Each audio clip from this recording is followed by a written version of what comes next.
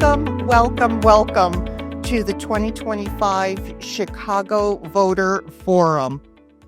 We appreciate you taking the time to come out here in person. The ideas and feedbacks we discuss today will help shape how we run our city's election into the future.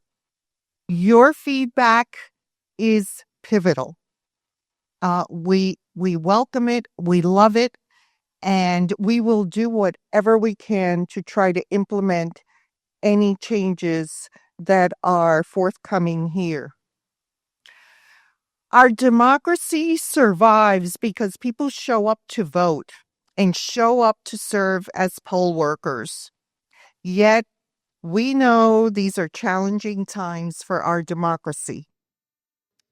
Voter turnout rates are lower than they should be. Finding poll workers is harder than ever, and many voters seem to be losing faith in using their voice at the ballot box. This forum is a chance to discuss these challenges, but also to discuss and identify the opportunities for improving voter engagement in our city.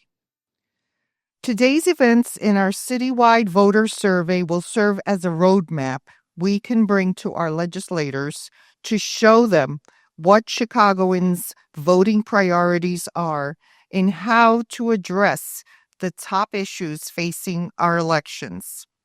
So far, we're pleased to say that we have had over 6,500 voters respond to our survey.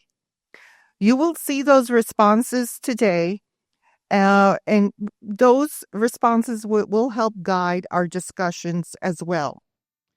Today will be a full day. You will be hearing from community leaders and advocates in panel discussions talking about how we can improve voter turnout, make our elections more accessible, and how we can work together to expand the future of voting. And we will be hearing directly from you during our survey and public comment sections after each panel discussion. I'm going to turn it over now to Max Bever. As much as we'd like to, the Chicago Board of Elections can't unilaterally make changes to our election code. But to make these changes, we do need legislative action in Springfield to the Illinois Election Code, and we need adequate funding from our leaders over at Chicago City Hall and also Cook County government. So, for example, your feedback today, if you're a big fan of early voting, your feedback today can help us make the case to purchase more touchscreen voting machines, expand the number of early voting sites, and more to help voters have a better experience in our city. So let's talk a little bit about the Chicago Board of Elections. We oversee one of the largest election operations in the United States with approximately 1.5 million registered voters across 1,291 precincts in our city. The board is a separate independent commission appointed by the Circuit Court of Cook County. That's why you're not going to see the chairwoman or any of our commissioners on the ballot. They are appointed to 3-year terms by the chief judge of the Circuit Court, and they come from different backgrounds, including law, accounting, and many other different backgrounds to serve. This commission was created by voter action. A referendum question was asked to Chicago voters all the way back in 1885. And they were asked, should we remove the Chicago Board of Elections from City Hall's control? Turns out the voters agreed with that, and that's how we became an independent commission. Thus, Cook County became like several other major cities in the United States, an election board that managing voter registration and election administration in the central city, and an elected county clerk managing elections in the suburbs. Now, the last time the Chicago Board held a community forum was back in 2012, and a lot has changed in Illinois since then, especially concerning our voting methods and voter access. Currently, it has never been easier to vote in Illinois, and we thank our leaders for that. There has been the establishment of same-day registration and the expansion of vote by mail. Early voting has been expanded, and we've had the establishment of vote centers ahead of every election. And there are increased options for voters with disabilities, including accessible vote by mail. And yet, voter registration and turnout issues remain. We've had more registered voters than ever in Chicago, but the number of actual ballots being cast in each election is staying frustratingly the same, really kind of static. So today is about discussing the remaining barriers to voting and how we can work together to improve turnout in our city for every election, and not just for the big presidential elections. We know we can get people to turn out for those. So what about our municipal elections? What about our midterm elections? I want to provide a quick snapshot of some of our voting trends and behaviors in Chicago to have some context to our conversations. So let's take a look at our last presidential election. So we saw over 1 million ballots cast, 1,018,359, for a citywide turnout of 67.94%. And then we had, for the first time ever, under 45% people show up to vote on Election Day. This is a big change to how our elections used to be run. Our early voting and our vote by mail is some of the strongest it's ever been.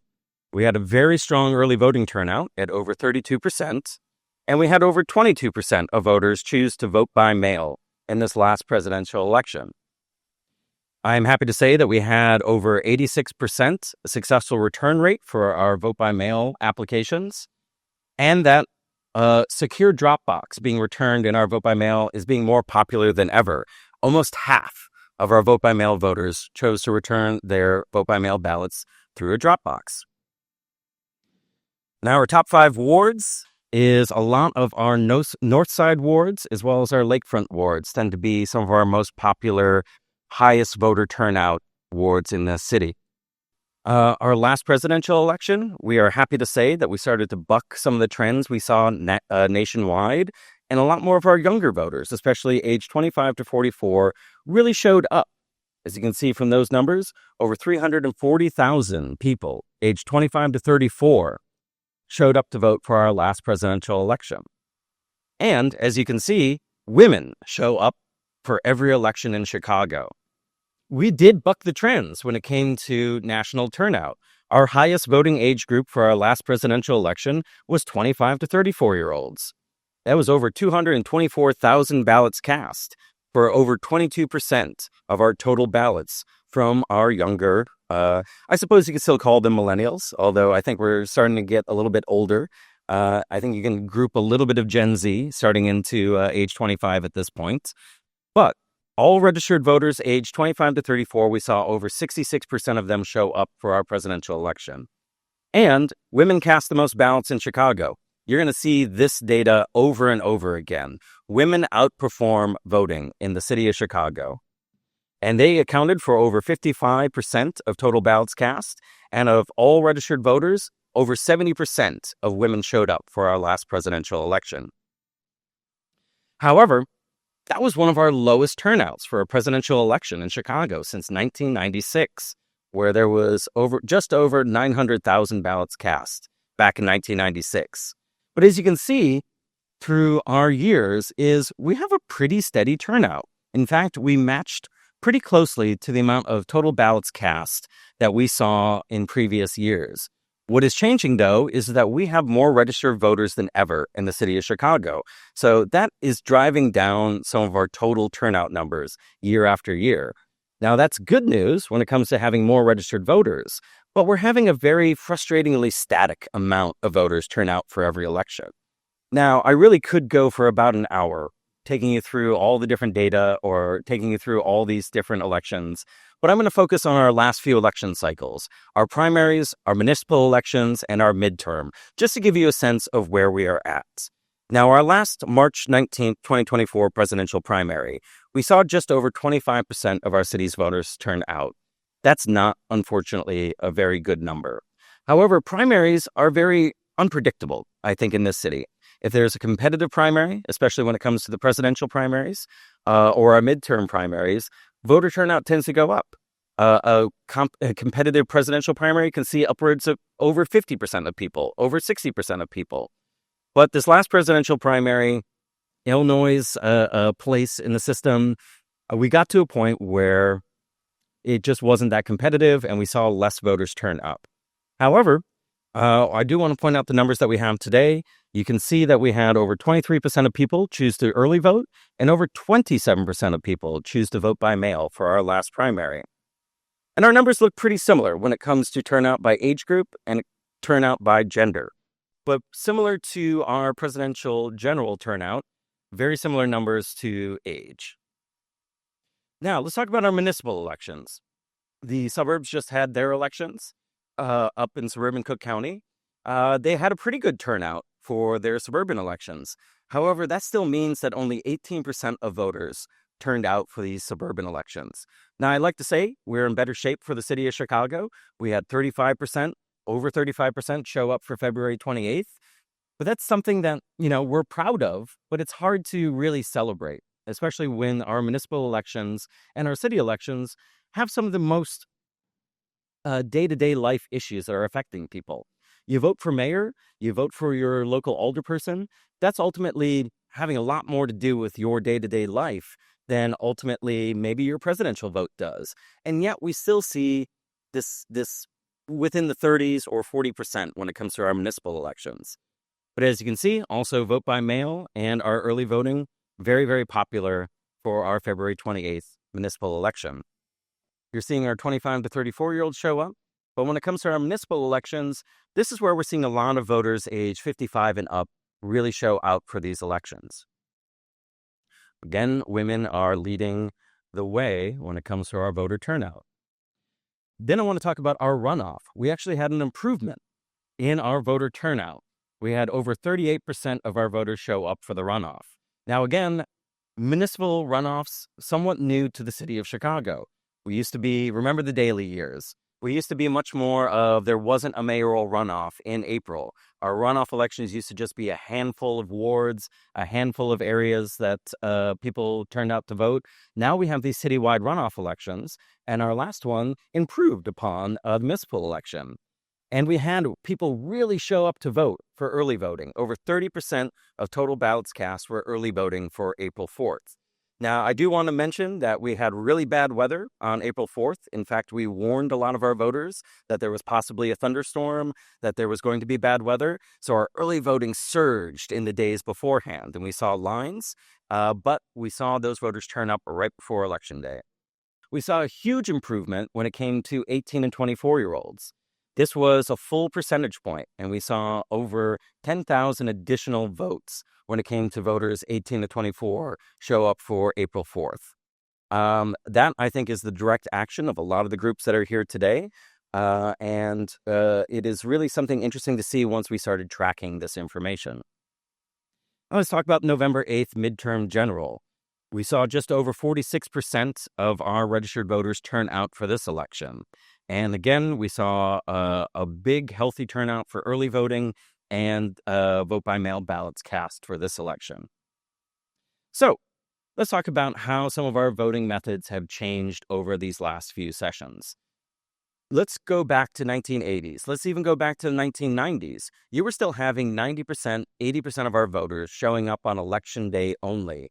Things have really changed over the last few years. And as you can see, I wonder what that means. Right in November 2020 and March 2020, was something happening at this time that really changed a lot of our voting methods?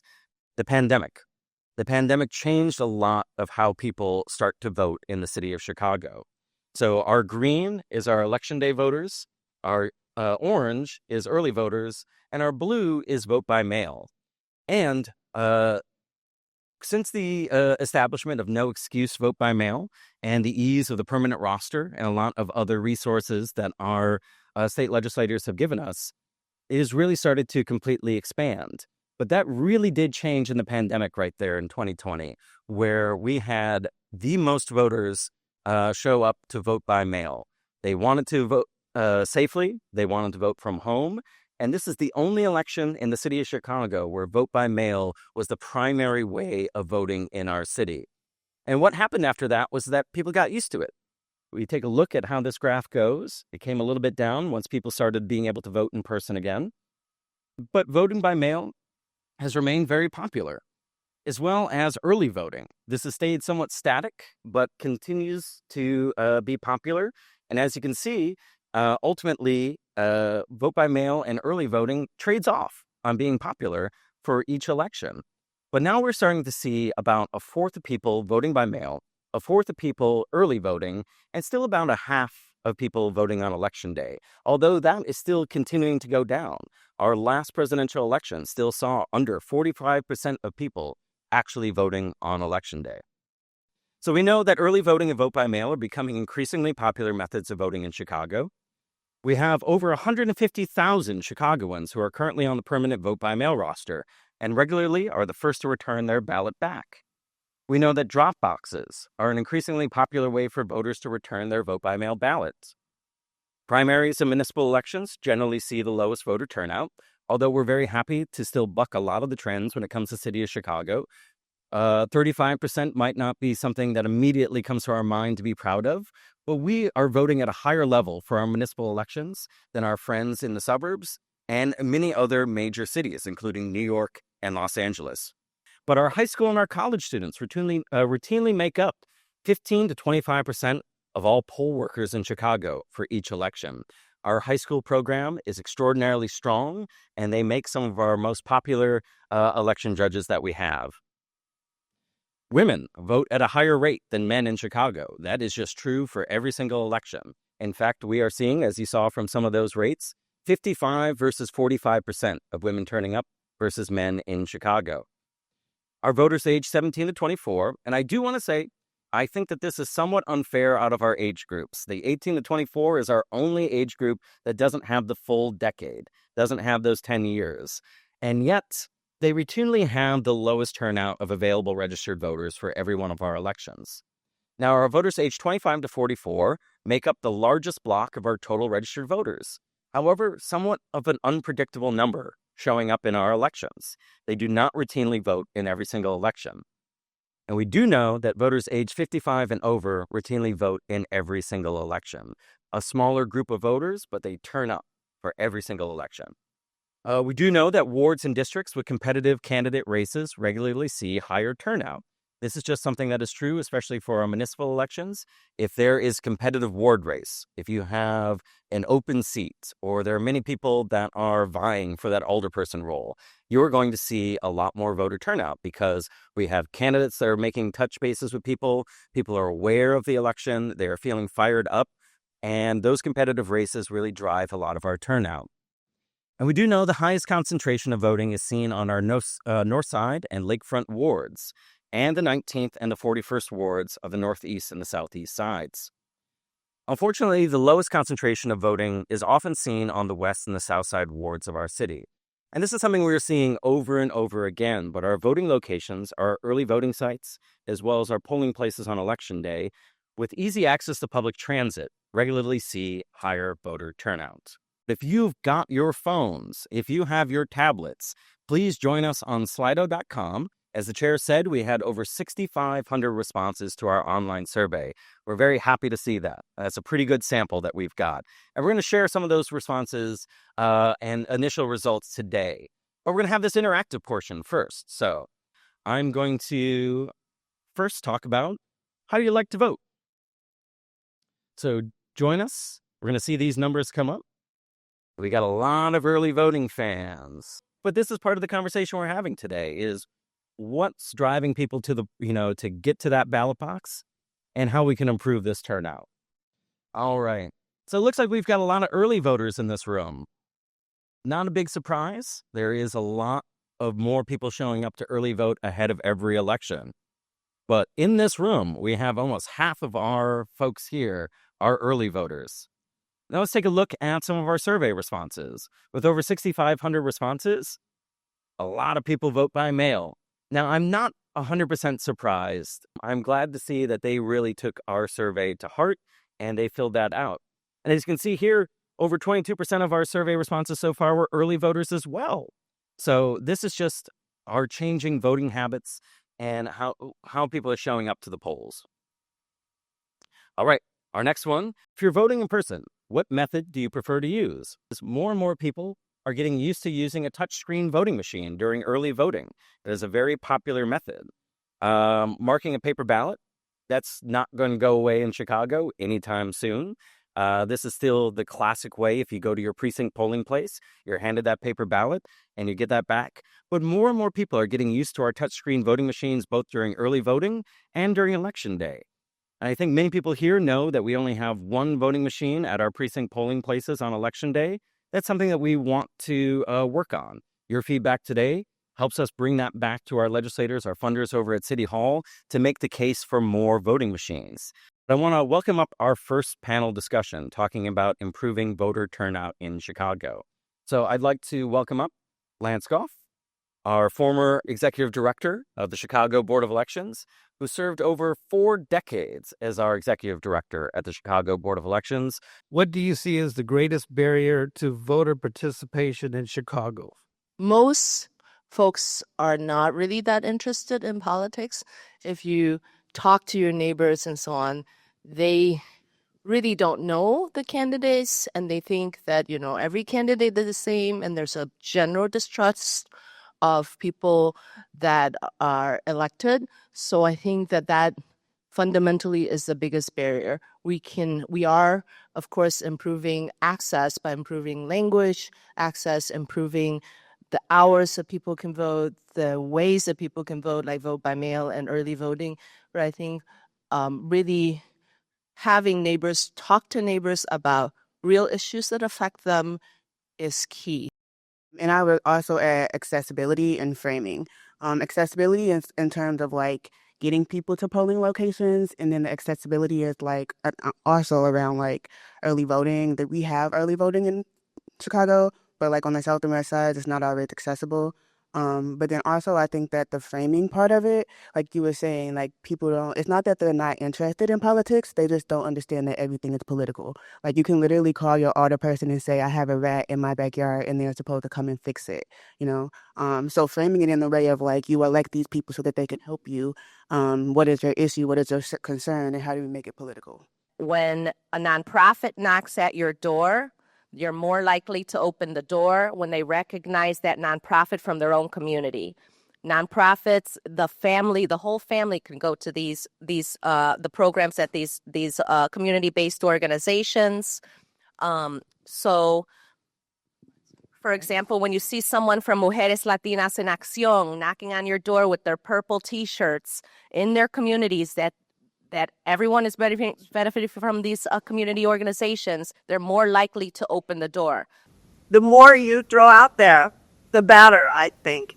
We do a lot of candidate forums, try to get voters educated. And if we can get that to come, they're very excited about voting. Nobody goes to a candidates forum and leaves not excited about. Grace, we work with you all a lot for this. And we try and go places. For the municipal, we try and get wards that have low voter turnout, and we try to work. We rarely just go find a place and hold it. We always work with communities, churches, community organizations, churches, where people are already going, so that we can smooth some of them up. What are some of the ways your organization is addressing voter apathy and mistrust? We do a lot of happy hours. We do a lot of like connecting, engaging people, trying to just meet young people where they are, and just to get them more involved and understand all of the different categories. We do voter guides, so providing tools and resources for them. We believe in 3 pillars of work: civic engagement, community planning and development, and civic education all go together. You cannot compartmentalize one part of your brain or one part of your life to voting and to civic engagement. It has to be everything, right? You have to continuously engage folks in education. So civic education includes everything from what is happening in the news today. Let us explain, break it down for you in our social media posts, in our, we do long form Chinese and English articles. We do short form, just to respond to the social media posts, to say, let's break down for you what's happening in the news. How does that affect your life? Bringing our community-based organizations. For our families, their children go to these organizations, their grandparents go to these organizations and benefit from these programs. So they trust these community-based organizations. So when they come and knock at their door, they're opening them. They know these folks. They trust them. So I believe that really to deal with voter apathy, you have to incorporate the whole community, and that means the nonprofits that are serving the communities as well. We want to talk about voter experience in our next questions for our live survey here. When you last voted, did you encounter any issues with your voter registration that interfered with casting a ballot? And by the way, if you are answering yes, we do have feedback forms on our tables. You can go ahead and write that there, or you can contact one of us afterwards, especially at cboe@chicagoelections.gov. We want to hear from you if you have had any issues. We want to get a sense of, in this room, if you encountered any problems. But out of our survey results, we are very glad to see that majority of people did not have any issues with their voter registration that interfered with the ability to cast their ballot as they intended. Our next question, when you last voted, did you encounter any issues with your polling place, voting equipment, or the ballot that may have interfered with your ability to cast your ballot? Majority of our responses are not having a lot of issues with our voting equipment, but we are still seeing some issues. And thankfully, to our larger citywide survey, we had most of our respondents answer no. And we're asking people to please rate the job performance of all the poll workers at the polling place where you vote. Oh, it's good to see that most of our responses so far are excellent and very good, but it looks like we've got some room for improvement. And our citywide survey, also happy to see that majority of people are having a good experience with our poll workers at the polling place. But it does look like we still have some room for improvement. And our next question, when you last voted in person at your precinct polling place or a vote center on election day, how long did you have to wait in line? This is a big topic conversation. I'm glad to see that majority of people in this room didn't experience a wait of over 15 minutes. But again, these percentages of under an hour and under 2 hours, these are things that we need to address. And we are happy to see that for the majority of our people that are voting in person on election day, we're having a wait of under 15 minutes. But again, I think there's plenty of room for improvement. Now let's talk about our early voters. When you last voted at an early voting site on election day, how long did you have to wait in line? A little bit more of a wait when it comes to our early voting sites. And we're happy to see that our citywide survey, we're still seeing the majority of our early voters coming in under 15 minutes, but compared to election day, we are seeing some more waits. Under 30 minutes, under an hour. And unfortunately, that's a bit of a piece of the pie for over 2 hours. The weekend before the election day for early voting, we saw a lot of long lines. And this is something that we want to address moving forward. Did you encounter any individuals campaigning or distributing partisan flyers, buttons, or posters inside the polling place? Now, this is what we know as electioneering. You know, a lot of people, you have those cones outside the polling place. There's the 100-foot rule, and most of our campaigns and candidates abide by that rule.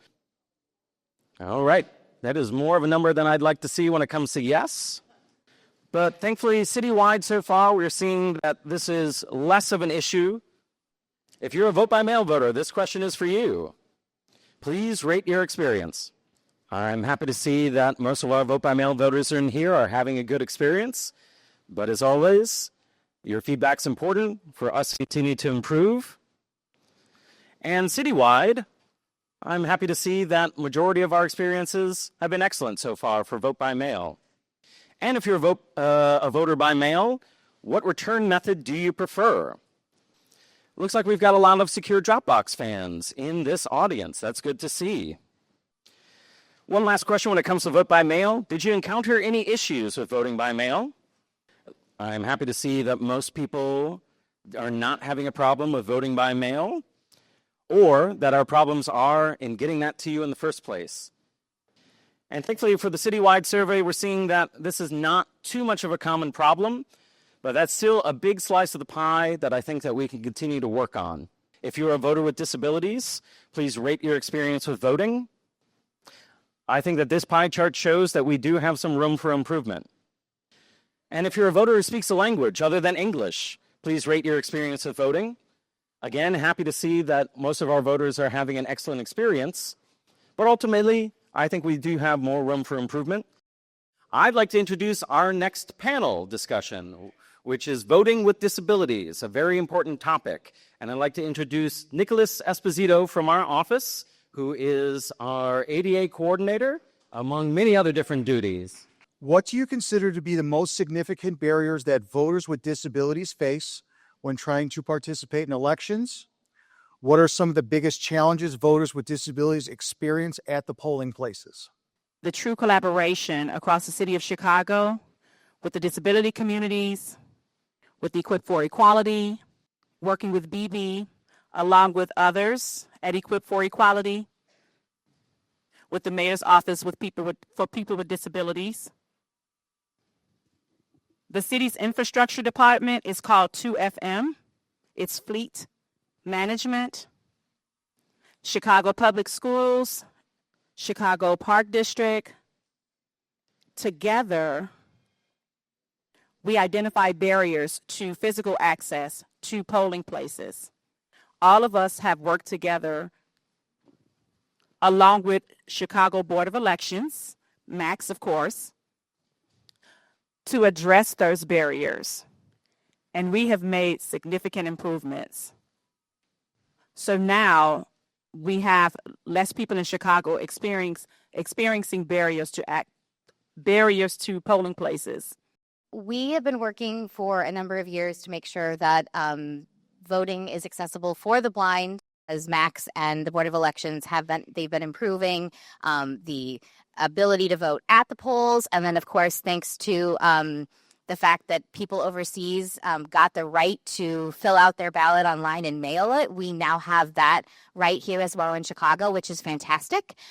You fill out the ballot and then you mail it. But of course, with everything, there's a lot more to voting than just actually being able to vote. And in particular, vote independently and privately, and that's our main focus at the NFB. And so a lot of those barriers include access to information. Commissioner Arfa mentioned accessibility for websites, but my dear job is with the census, so I might throw in some data, but there's 151,000 about people or households, in the city of Chicago that, for instance, don't have access to a smartphone, and there's a number of households that don't have access to reliable broadband. So getting some of that information needs to be made accessible in other ways. And so one of the things that our chapter works is to get that information out. And I think just hitting home with that data on where you can go, how you can vote, and these different options are really important.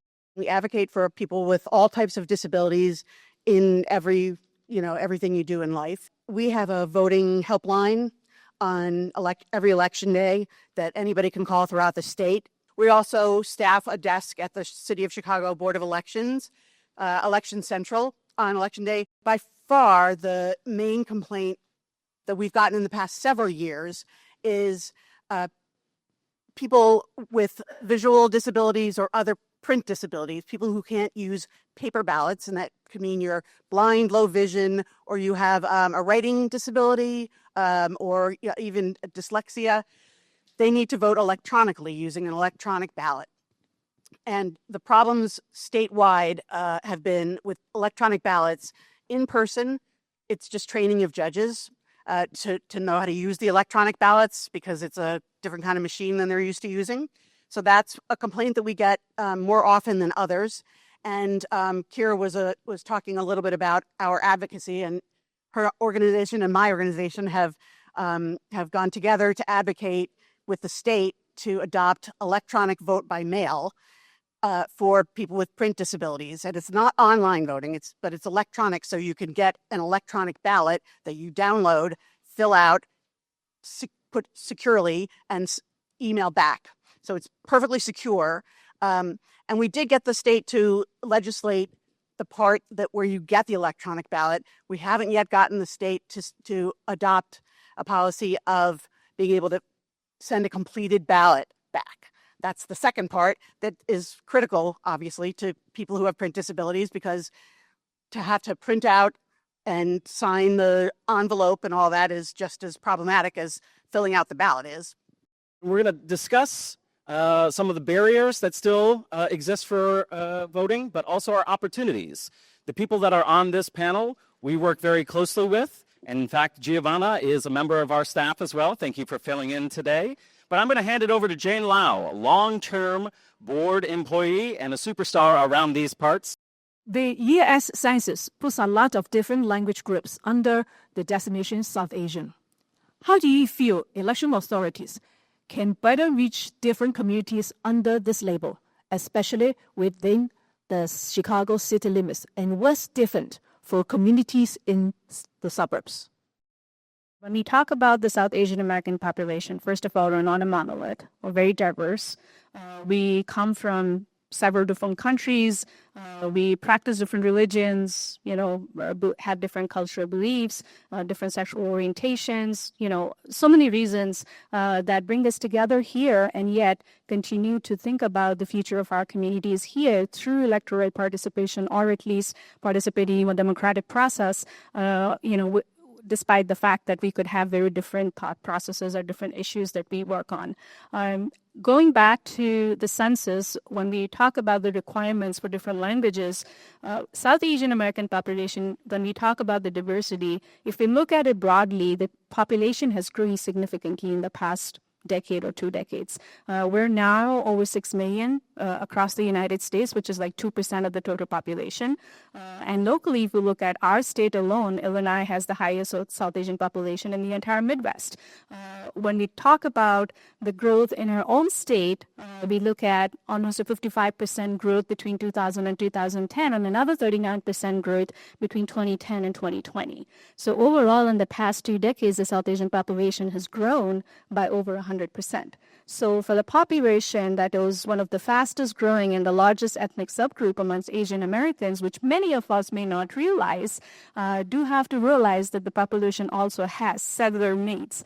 If we now narrow it down to Chicago and suburban Cook County, of the over 200,000 South Asians in the state of Illinois, almost 20% live in Chicago, and the next, I would say, over 150,000 live in suburban Cook. So at least when we're looking at a population of around 50,000, 55,000 in Cook County, that is served as part of the language access program that the board implemented after the 2010 census. I know there was a lot of community conversation and an agreement based on community feedback that the resources were going to be, put towards Hindi, which is the most widely spoken and understood language. We also know that based on community feedback, SAPRI being at the table at that time with our partner organizations and other community leaders, that there was additional language access that had to be provided in additional languages like Gujarati and Urdu, right? Fast forward now 2020, we know that when we talk about in the past 2 decades that the population has grown over 100%, we do know that there is diversity on languages as well. So it only makes sense because data also tells us that if this population, over 77%, is above the age of 5, does not speak primarily English at home, so prefers to speak a different language at home, and out of that 77%, which is roughly around 250,000 people in the state of Illinois, 18% of them do not speak English very well. So this is a democracy, and when we talk about language needs, we do have to be mindful of what this data indicates, right? And we have to take the clues from there and work accordingly. So all of the initiatives that the board has implemented in partnership with community organizations, or all the efforts we make in the community, we're always very mindful of the community's needs, the growth, and how to keep up with it, and how do we face those challenges. What are some of the challenges and successes in addressing fear and mistreat within the Chicago Hispanic community when it comes to voting? Election after election, we do see that the south and west sides of the city, that Latino majority wards have very low voter turnout, some of the lowest in the city.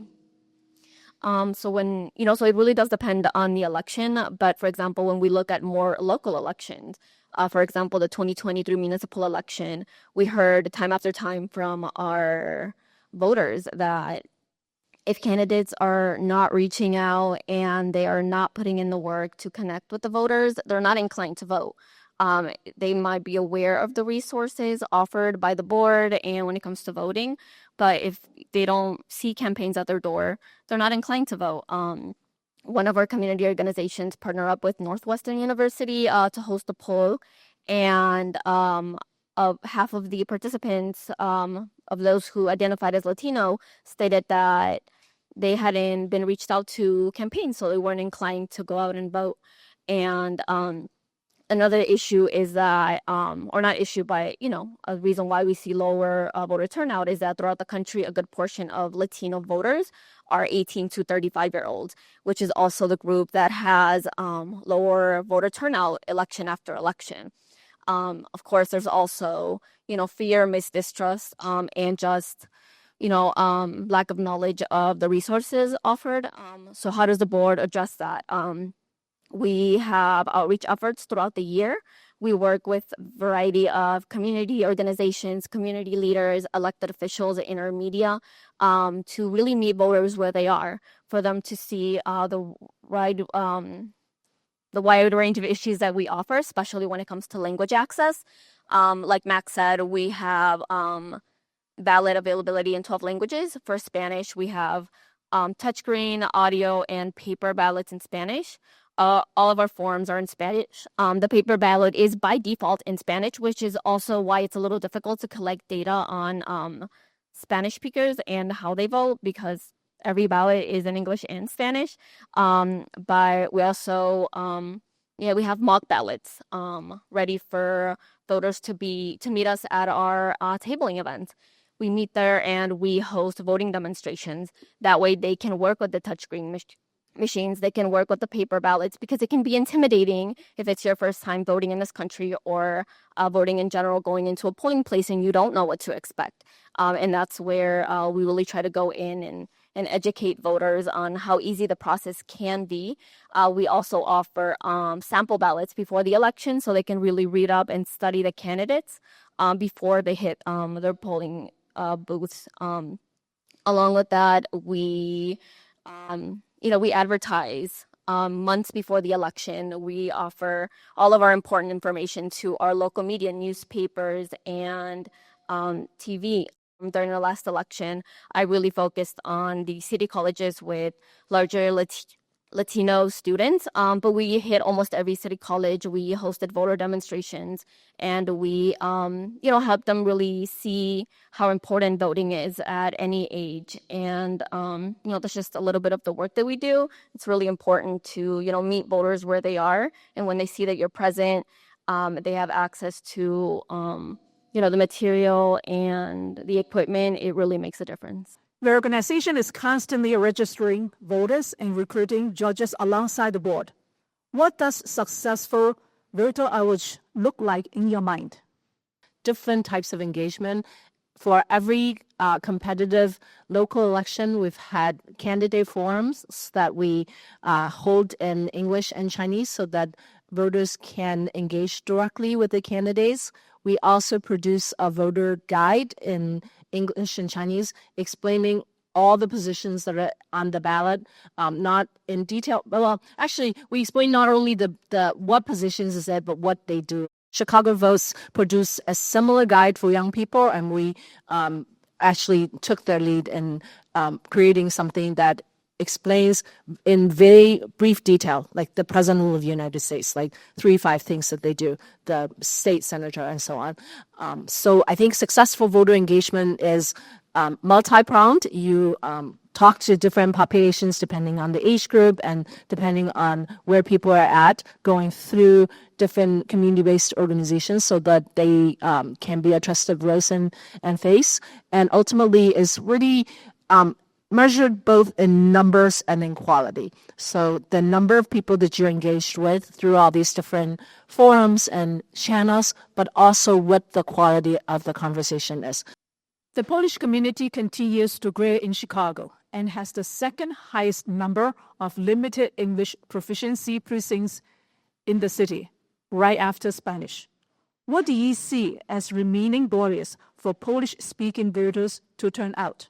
We're very fortunate to have a lot of information prepared by the Board of Elections in 2 languages, in Polish and English. And I think that's very, very vital, as it is to every other community. Because as I mentioned earlier, every community has different needs. Every generation has different perspectives of what their needs are within their own circle. And moving forward, I think what's very, very important as well to get to educate our folks more than anything else.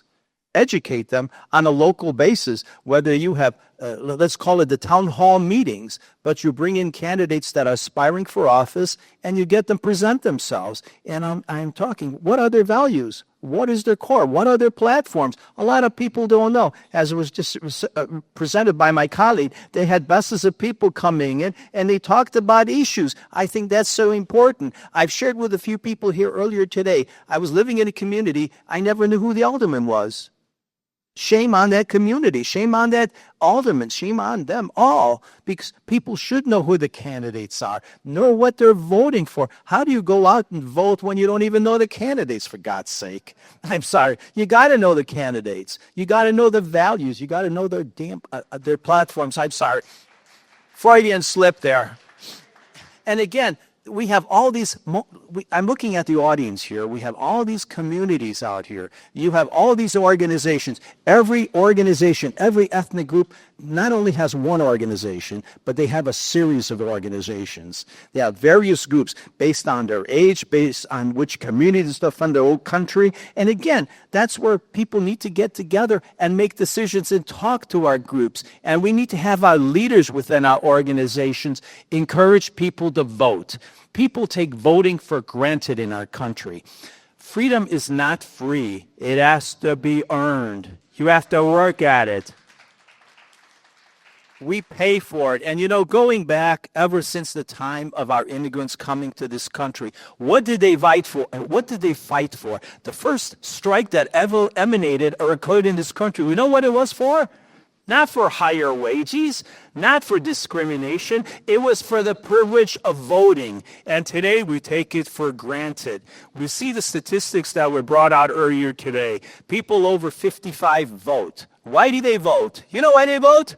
Because their parents took them to the voting booths when they were small kids, whether they were 8 or 10 years old, and they saw the importance of voting. Today, we take everything for granted. Our communication technology has changed the way we do business, the way we vote. Again, how do we use it? We got to come back to the basics. Get that message across, whether it's through TV, radio, print, or social media. Get that message across on Facebook. Again, I think that'll make us stronger. And again, as a community, we're all together. We're a mosaic of nationalities. And all what we're here for, to protect our democracy. Thank you again, ladies and gentlemen, for listening.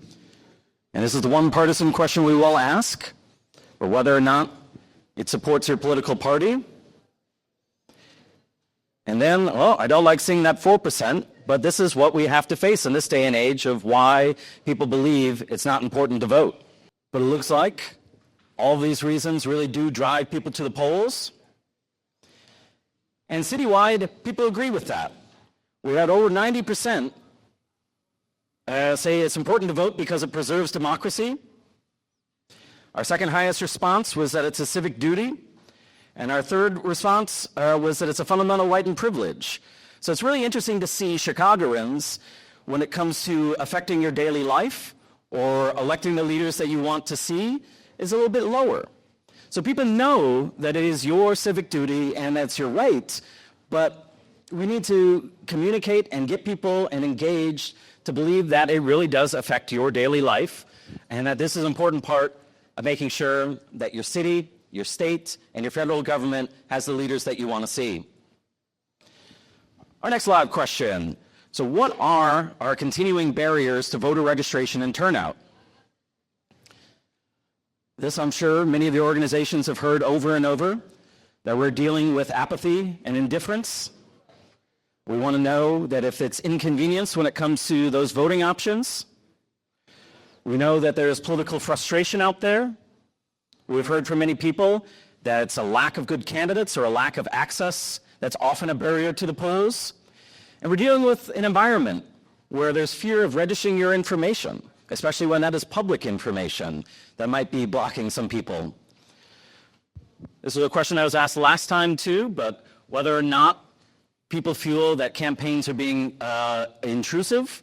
We know that every election season, you're getting those text messages, you're getting those emails, you're having people knock on your door. That's very much part of the political process and voting process. But less people are feeling like they want that in their lives. And that's a difficult barrier to get over. And your responses in this room are pretty close to what we see citywide as well.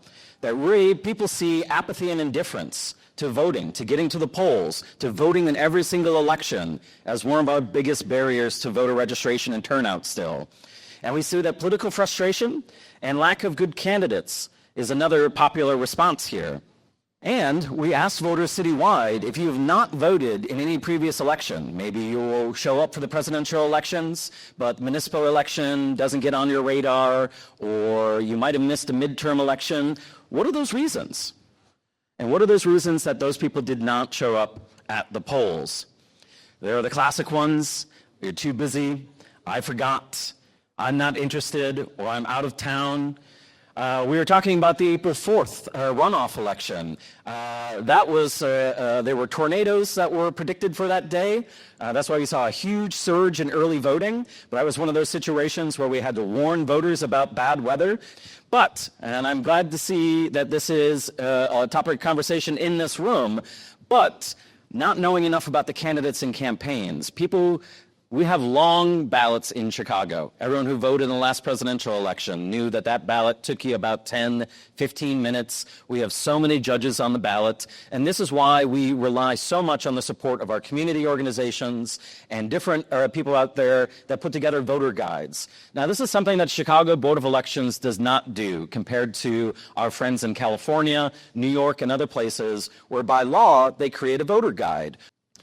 And this was pretty common throughout the city that we saw, was that there is a little bit of not knowing enough about the candidates, the issues that makes people feel not comfortable going out for every single election.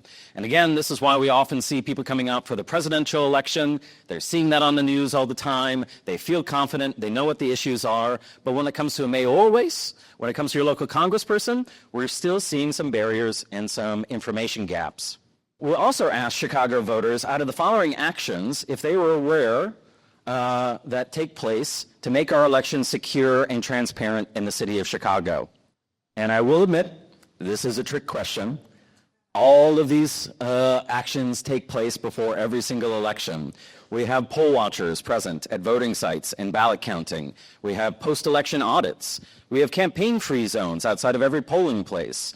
There's signature verification when it comes to voting by mail, as well as checking into the polls. In the state of Illinois, we do not currently have a voter ID or any other type of requirements. If you are currently registered to vote, you check in with your signature. You say your name, you say your address, and your signature. Now, if you're using same-day registration, yes, you need your ID to register and then vote on the spot. But signature verification, either at our poll book or for vote by mail, is always a part of our elections. No voting machine being connected to the internet. We have logic and accuracy testing. We have an all-paper ballot system for voting, and we'll work with government security agencies. There's not a lot of awareness when we ask this to our citywide survey with over 5,000 responses to this. People seem to be aware that there are poll watchers. This is something that they can see when they go to the polls. And people are aware that there's campaign-free zones. They see those cones. They know that people should stay behind it. There's a lot of awareness of those. But I'm seeing quite a bit of responses that there's just less awareness about many of the different transparent and security processes that go into our elections. So this is not a live one, but we did ask that question again, and I think most people during the survey realized that it was a bit of a trick question. But how would you feel knowing that these actions take place, and how would that improve your confidence? And comparatively to what we saw here, those numbers start to go up, especially when it comes to logic and accuracy testing, and when it comes to no voting machine being connected to the internet. So I think that this, especially as the Director of Communications for the board, is good information to me know that we have some more work to do. We have an information gap on many of the different things that take place ahead of each election. Now, we're also curious about where you get your information related to elections. And as we're seeing in this room, we've got a lot of people. I know that, a lot of our panelists and people that are involved here work in community organizations. I like seeing those high numbers, that a lot of getting their election information directly from their community partners, their community organizations. We also see a lot of people are getting their information online, websites, online news, and the Chicago Board of Elections website. That tracks from what we see from city responses so far. There are less people getting their information from print newspapers and magazines, television and radio than really ever before. And where we're seeing people are getting their information is online, whether that be online news, websites, social media. And I like seeing that over 60% know chicagoelections.gov is where to go first to get your election information. Then we also asked, where do you get your information related to candidates and campaigns? So you have your election information, your deadlines, but how do you get that information about candidates, referendum questions, making sure that you feel prepared to go into the voting booth and filling out that ballot completely? I see there's a lot of people who get that information from social media. A lot of candidates and campaigns put a lot of thought, put a lot of money into their online presence, and I think that's showing a lot more. And that tracks for what we see on the citywide survey too.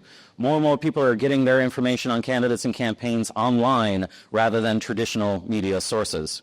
Have you experienced misinformation or disinformation related to the election process? So that is misinformation about, hey, election day was canceled, or your polling place is now across the whole city. Now, thankfully, I'm happy to see that the majority was no. But 28% out of people experiencing misinformation or disinformation in over 6,100 responses is very troubling and shows the environment that we're in right now. And thankfully, the Illinois State Board of Elections is working with the Illinois Attorney General's office to have a website to report misinformation and disinformation that you see.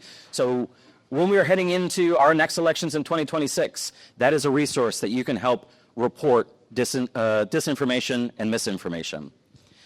This was more common, it looks like. More people experience misinformation and disinformation related to candidates and campaigns, which means that there are bad actors out there, and there are people related to getting and spreading bad information related to candidates, campaigns, and issues. What can the Chicago Board of Elections do to improve voter participation?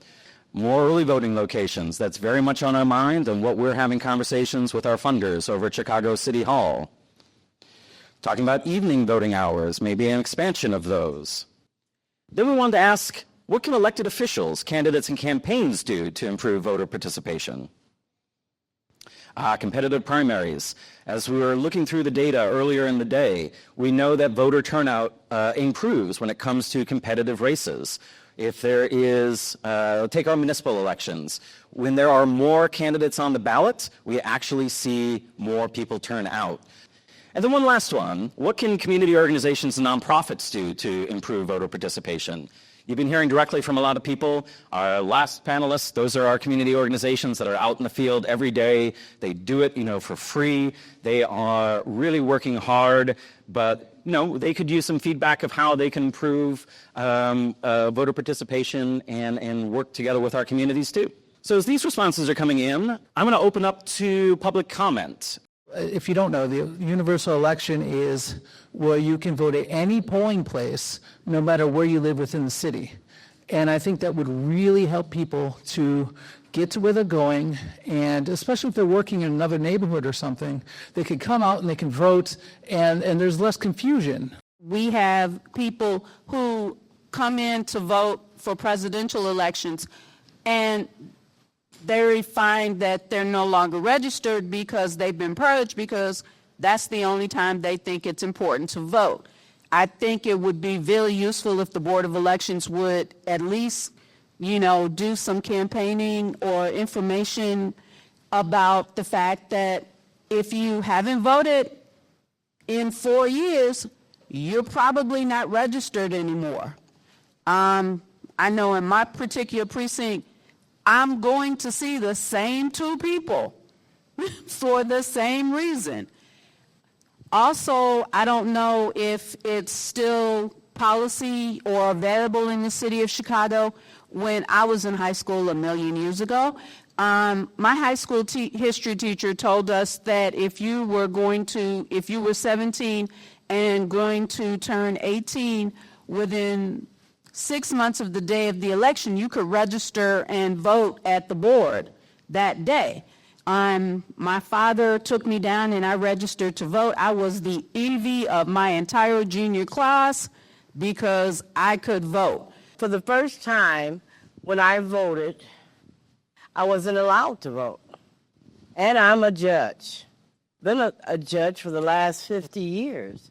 I wasn't allowed to vote because of this canvas, where a canvas mail goes out to your address, as by some fluke, it didn't get to me. So when I went to vote, they were telling me I could not vote. And my point is, how could I be a judge for all these years and not be allowed to vote? I would like to see the election committee and the candidates be more accountable and more transparent before the election cycle, not just when it's time for you to vote. And then when you don't win, you disappear. And if you're voting on your platform to help the community, partner with the winner to work with them in some way to make sure that those changes you ran on do occur to happen to help the community members. I'd also like to see more community activists, and maybe the Board of Elections could kind of spearhead it where we're being more proactive for action versus reactive with responses once something happens. If we're going to those elected officials, hey, this is what's happening, let's get on top of this before we have to have a reactive response so that that community can come together for that bigger platform when we start to look at a presidential election. If you live in Wrigleyville, you have engagement. If you live in Auburn, Grisham, and Grand Crossing, and Roseland, you do not. You do not see your candidates at all except during election periods. They want the job because it's a cushy job. So they want the job. They don't engage with the community. They don't put a doorknob in their community. You got people running against them who the community has never even seen or heard from. And then then after the election is over with and they get the job, you don't see them again until the next election. And then you have certain communities that have non-for-profit organizations that are non-for-profit organizations on paper only, but don't engage. If you live in Roseland and you hear in the first panel discussion, you heard people say knocking on doors, going and engaging in the community. But if you live in Roseland, you don't see nobody knocking on anybody's doors, engaging in nobody's community except maybe the senior citizen facilities and maybe Reverend Meeks' church. The reason you don't see that is because some politicians and candidates don't knock on those doors because they either A, don't actually live in the community, or they know very little about the community and don't want to engage in the community, sometimes out of fear of their own community that they want to serve.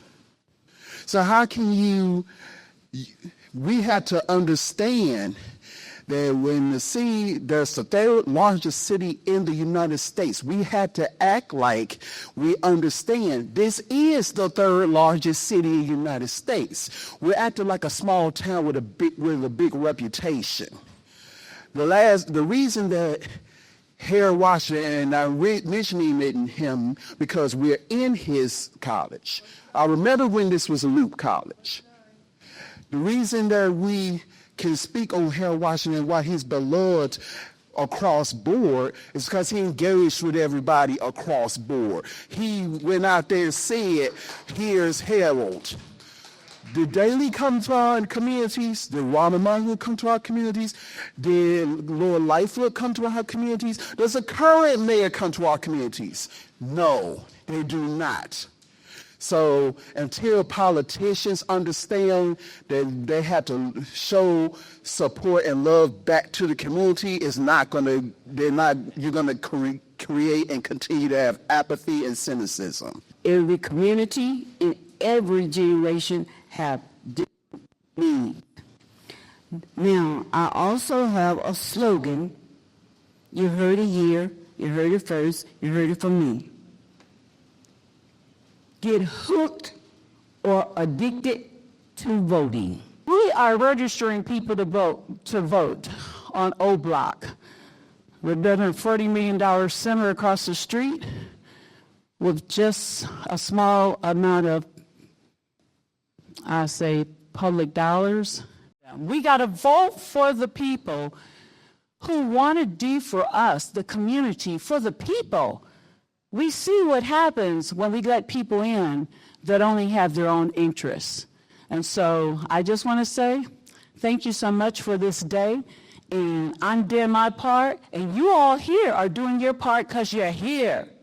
I was a election judge, but immediately had to step in as a election coordinator.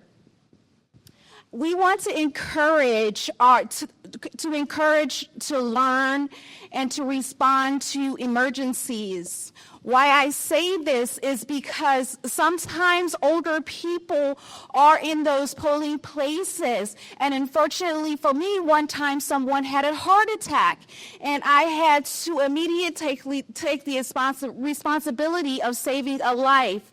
So we have to remember that regardless of red or blue in the polling places, we are still responsible for each other. Thank you.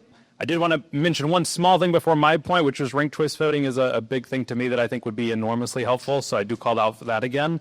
But I did kind of want to second the part around voter guides, because I know I try to be informed. I try to look up a lot of candidates. Sometimes that's hard to do when you go to vote. But I know I have a hard time remembering all the candidates when I get there, and there's just an enormously long ballot, and I have to, especially when they are nonpartisan, and you're like, I don't even remember which group you're a part of here anymore. So a voter guide, I think, would go a really long way to helping people. And I know at least when I voted by mail, that was part of what was so helpful was, you can actually look at all the names while you're voting, and that made a really big difference versus when you go in person and you're just like, I know a few key people, I don't even know the rest of these. So yeah, I just wanted to shout out, voter guide would be an excellent use of time. I want to congratulate the Chicago Board of Elections because I know with the small staff that they have, they do a tremendous job. And I'm proud to be part of their team on occasions. I'm not a staff member, but I do help out, and I know how hard they work in reaching out to the various ethnic communities. It's all up to us. Having been an elected official, I've walked the walk and I talked the talk. It's up to us to make those decisions to go out and vote for those people who we think best reflect our opinions and the things that we would like to have accomplished. Now, I think this forum is great, and as I said, I know you have limited abilities, but if you could do this on a regular basis throughout the city, there's 77 different neighborhoods in Chicago. I'm not saying do all 77, but, to keep voters aware. A lot of people don't know that you can go to any one of those 50 early voting sites that turn into voting centers, and it really makes a difference. This has been so important and needed, this forum. We talk about why people come to elections, simply because a person like Harold Washington and many others, they have to earn your trust. They have to show you that they can be earnest in what they're doing. And I'm here to say, I love the Board of Elections. I've been doing this over 50 years. I love the Board of Elections. And you know why? Because the Board of Elections changes people's lives. They change people's lives for the better, because once a person leaves out of that polling place, they have their sticker and they say, guess what? I voted. I voted. And that means a lot to them. If we go back in history, in days of old, when all we had to use was an X to determine our voting status, okay, we've come a long way. We've definitely come a long way. So I'm going to echo off for two things. The gentleman talked about people coming into the polling place, and when they come into the polling place and they're coming home from work and it's late and they're trying to get their vote in, and they come to the table and you tell them they're not in this voting place, we have to send you to your voting place, or you can vote provisional. But at the same time, when you do that, you don't get to vote for everybody that you want to vote for. You see what I'm saying? So that voter is going to leave out that door. And you know what that voter is going to say 9 times out of 10? I'm going home. I'm going home. That's another vote lost. So once again, I'm glad to be here. I canceled a trip to South Carolina, and I'm definitely glad to be here. This has been very enlightening, and I've got friends here that I didn't know was going to be here who work in the community. But I'm just saying, I had to get up and say this because, like I said, the Board of Elections, You guys changed people's lives. Because if we didn't have you and we didn't have the back and forth that we're having now, because we've all got issues. We've all got issues from one side going to your side and your side coming back to our side. We all have issues, but let's just keep trying to iron this thing out. Let's keep trying to iron this thing out. I think we're the best. I think the Chicago Board of Elections is great. That's all I got to say. Thank you. What does the future of voting look like, and what is on the legislative table? And I'm going to hand it over to our panel and introduce you to our moderator, Adam Lasker, the General Counsel for the Chicago Board of Elections. Can we all make a promise that we'll have similar events like this if ranked choice voting ends up becoming implemented? Can we do that? Oh, I think that's essential. We will totally help out with any sort of further education. That the legislature now does allow us to have our vote centers open on Election Day statutorily. We don't have to ask for that anymore. Thank you. But what I'm getting at is access to polling places. I also heard some comments about keeping those gymnasiums open at the schools and the park systems. So here's my segue into there are pending bills. One's already passed on park districts, and there are still pending bills on schools to say they can just opt out of being a polling place.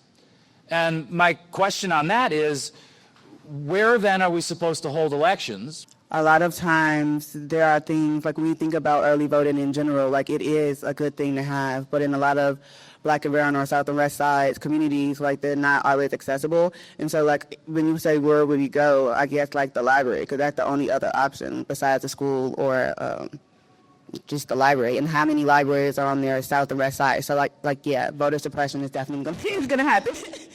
Having identification to be able to pre-register online is a huge barrier to participation. I've been in schools where, half the kids have IDs and driver's licenses and are able to, and what am I supposed to tell the other half? You can't do it because you don't have the right documentation to participate. That's not how you bring people into democracy. And so I think it's been a pain point for me, and there's actually pending legislation that there is a bill at the state level to correct that and include a paper registration option for pre-registering. So I also encourage everyone to take a look at that and reach out to your elected officials about that.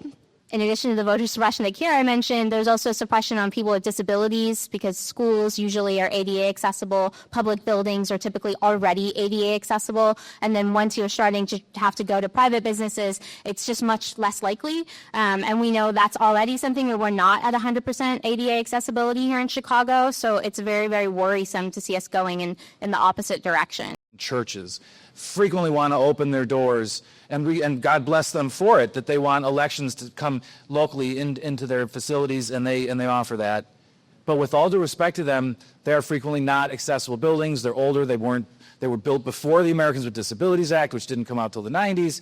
And you may or may not know the Chicago Board of Elections is still undergoing a settlement agreement with the Department of Justice. We're working very hard right now on bringing better, and we've made a lot of headway.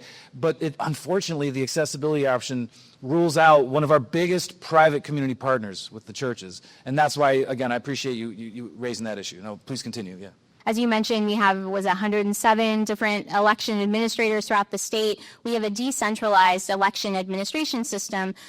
Here in Chicago, that's often great because we can go above and beyond. We have a really great Chicago Board of Elections that's putting on events like this.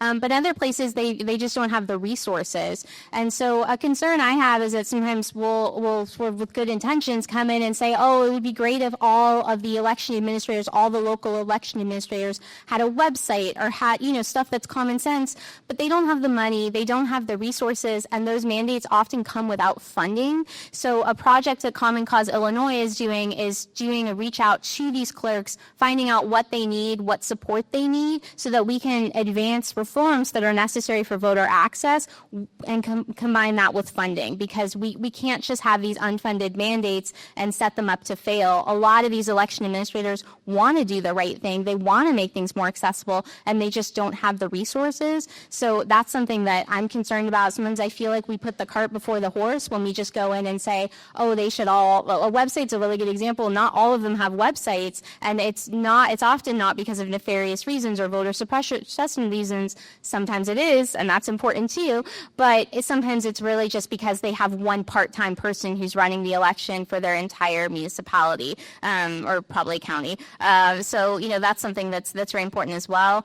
I'll also say something that's a little controversial, probably not a popular take, but we do not have the means to securely have internet voting right now. And by that I mean no paper copy, no way to go back and check the paper record. We don't have the technology to be able to securely let people vote on their phone on an app.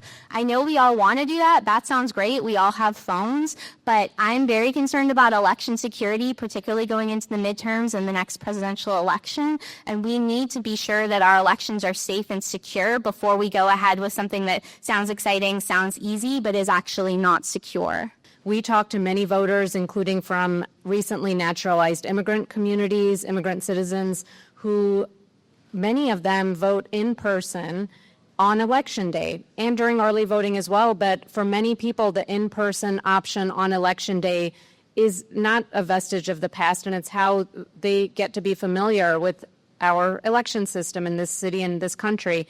And so we need to definitely hear out people for what they're looking for in terms of the opportunity for access before removing any modes of access. It's really helpful to hear this warning about the types of locations that could be scaled back, because it's actually a time when our observation is people want more forms of access, not less. There were a lot of long lines that Chicago voters reckoned with during the recent election. This is a big topic of conversation across the country. In fact, I think many people know that this was just for our neighbors to the north in Wisconsin, enshrined in their constitution. Illinois currently does not require a photo ID if you are already registered to vote in Illinois. You sign in with your signature. These are all going to be opposed, neutral, or support. Have a good amount of opposition to this requirement. And that tracks what we're seeing on the citywide survey. Over 6,400 responses, majority is opposing. However, we are seeing some support as well. This is a little bit of a split between the voters, and this is where this continuing this conversation is important for the future. How about pay raises for poll workers? And it looks like the majority of this room is feeling in support of this idea. That tracks. We have nearly 75% of people support this pay raise for poll workers. Earning academic credit for poll workers. Looking like we've got some strong support in this room so far. That also tracks. We're seeing a majority of support for academic credit for poll workers. There is a requirement that you have to have a 3.0 or above GPA requirement to be a poll worker, and that also requires principal consent, and sometimes is a complicated process. Looks like we have a little bit more split opinion on this one. How about more touchscreen voting machines? We've had a lot of conversation about that today. This is becoming an increasingly popular way to vote. This is our Vote Anywhere program. Comparatively to showing up at your precinct polling place and getting your paper ballot, you can vote no matter where you live in the city at any early voting site because we have these electronic touchscreen voting machines. Although quite a few people are neutral or no opinion on our responses back so far for the citywide survey, but we are seeing a majority of support as more people are getting used to our touchscreen voting machines. More language options for the ballot, and we're seeing some support in this room, which also tracks from what we see from the citywide survey. Now, I will say for the board, and just make sure I'm getting this on camera, that does need more funding. We can't pass laws and have more options without the appropriate funding that is necessary for this outreach and those options. I think we know, and many people that might have been in line at our early voting, especially the weekend before the presidential election, this November 5th, we saw lines, upwards of an hour, 2 hours. We could use additional sites. The dream, obviously, is having 50 additional sites, 2 in each ward. However, we want to gauge this support and get this information back to our legislators. And we're seeing pretty universal support for this across the city when it comes to our citywide survey. We used to not have early voting sites open on Election Day as vote centers. That's something that happened with the pandemic and legislation that is sticking around. We're very grateful for it because we have this additional safety net, this network of all of these sites that are open on Election Day. If someone can't make it to their precinct polling place, they're at work or couldn't make it in the morning, they can go to any one of those sites or our super site downtown. And that's tracking on our citywide survey for that amount of support as well, as people are getting used to having vote centers open on Election Day. Expanded automatic voter registration. This is being debated in Springfield at this moment. And this would be expanded through the Secretary of State's office. And that tracks from what we saw in the citywide survey as well. Relatively broad system of support for expanded automatic voter registration. All right, the hot topic of today, what we're discussing in the panels, ranked choice voting. So as we continue this conversation in the city of Chicago of ranked choice voting, we also want to continue the conversation about what it would take to get implemented and what it would take to get people to trust this system. That's a very important part, is if there's any type of new system of voting, we can't leave anybody behind. Allowing people currently serving a sentence in jail to vote. In Illinois, as long as you are not currently serving a sentence, you have your right to vote. And we're seeing some support in this room, which tracks from what we saw from the citywide survey too. Some differing opinions, but we are seeing growing support for wondering why that right tends to go away just for that before it comes back. Electronic signature while checking into the polls. As many of you are well aware, you're doing the old-fashioned paper signing when you're going into the polls. We are checking to see where people's support is for the option of doing that electronically. Oh, and this one's getting a little bit more split for the audience. Actually, our majority here is neutral or no opinion. And then you see 38% of people's support. So this is something that we want to continue the conversation on and hear additional feedback. Vote-by-mail ballots sent to all voters. Now, there are many states across the country, including California, including Utah, including Washington, that are all vote-by-mail. So they automatically send a vote-by-mail ballot to every single voter and have more limited in-person voting options. We're seeing a pretty straight split, which tracks from what we see from the citywide survey, too. Now, there is 55% of support, but I do want to mention there are 61% of our respondents to this survey were vote-by-mail voters, so I think that this is just a popular option for our vote-by-mail voters. Online voting, this just came up in this discussion, and I'm glad that the context was discussed in our last panel because online voting without paper ballots is being discussed, and especially with a lot of young voters. But do we have the system in place for this yet? How can we ensure that this is safe, that this is transparent, and free from any type of bad faith actors? We are seeing a majority of opposition at this time in this room, which I think the conversation and context that was shared was very helpful. And that's what we're seeing in the citywide survey too, is clearly something that people are concerned about, and maybe we are not yet ready to have this conversation until we can improve all of these methods. Election days are school holidays. This is something that's been passed in Springfield, but it's only temporary. It has not been full establishment of election days as school holidays. And it's only been for the general election so far, not for primaries and not for municipal elections. And we're seeing some support in this room, which is what we saw in the citywide survey too. If you did support election days as school holidays, how would you like the schools to go about it? This is important for us because schools are our number one outside of park districts and outside of many other different polling places, our single most numerous polling place on election day. And we're seeing some support for it being fully closed, or holding a teacher institute day with no students in attendance, conducting remote classes, or remaining open with usual student attendance. Mandatory civics education for students. This came up, I believe Chicago Votes was discussing this as well. Not seeing a lot of opposition to this one so far. And that tracks. This is actually the single most popular support option that we saw off of our survey. We did have a good amount of precinct consolidation. That was passed by state legislation. It's not something that we just do off the top of our heads. You want to have enough polling places for people, but as vote-by-mail increases, as early voting is a big option, we are seeing about ways that we can shift our existing resources the way that they are. But we're seeing some opposition in this room, which is no surprise. This wasn't necessarily a very popular topic for our citywide survey as well. We're asking, reforming the petition process for candidates and referendum questions, a general question of the way that it's set up right now.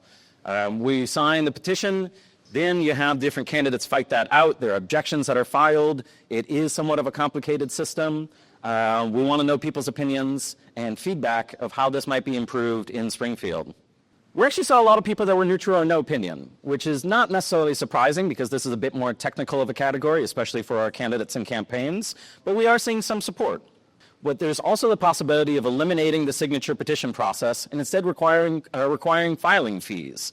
Now that's something that would have more access to the ballots, but it's also a charge. And what happens often in California, though, too, is that we get a very long ballot, especially if there are a bunch of people running or for referendum questions. And we're seeing some opposition as well as neutral and support, but a fair amount of opposition to eliminating the petition signature process. This comes up often. In fact, the legislature did try it June 28th, 2022.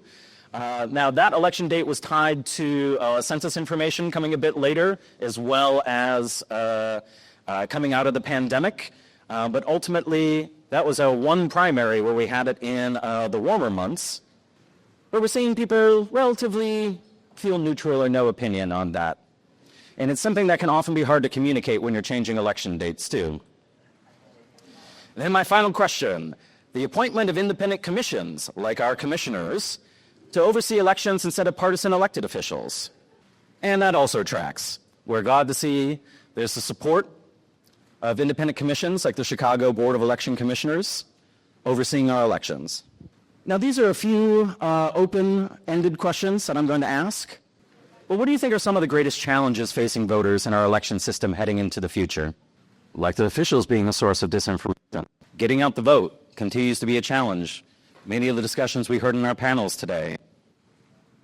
More candidate options, lack of enthusiasm.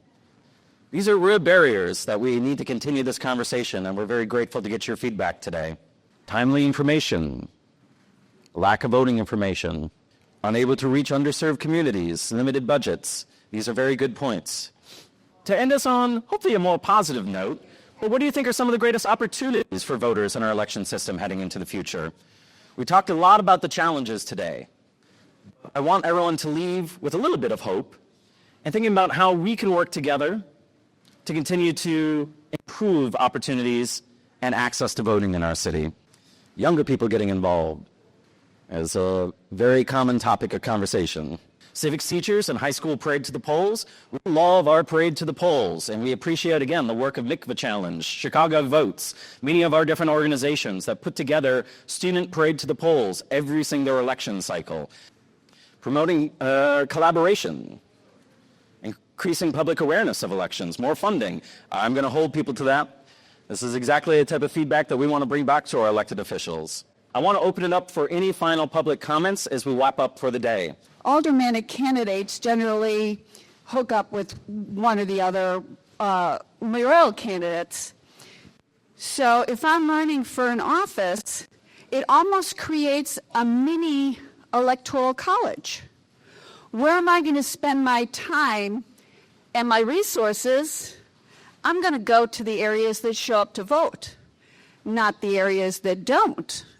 And so that can kind of be a self-fulfilling prophecy for these areas. How do we get those people? Where ranked voting means that it's more competitive citywide, which would require anyone running for office to visit those areas and be involved. Normally, if you want people to be more bought in, I feel like we need to have a more involved process than just, I hope my name is memorable and that I stamp it enough places that when they go to the polls and they're trying to think, who should I vote for? I saw that name a bunch, I'm just going to pick them. So I don't really think that's a valuable thing. I know it's something that reaches a lot of candidates, but I don't want people to be picking their candidates just on their name was cool. I remember when Barack first got elected in 2008. I mean, the people lined up for 3 blocks. They voted. There was this enormous vigor. And that did not die. The life of the community did not die. It's just not held or represented, by adequate candidates. I mean, it's just who's representing the people of the 7th Ward? Give me a break. Having been an election judge, early election official, working with candidates, and now having some administrative role with one of the parties, it's going to be really important to keep the aldermen, all 50 of them, and any of their staff away from the election judge process. The committeemen, I understand, have first rights, the Democrat and Republican committeemen to come up with election judges. But there are aldermen in the city who put their thumb on the scale and want their people in those early voting slots, and they want their people in those election judge slots on election day.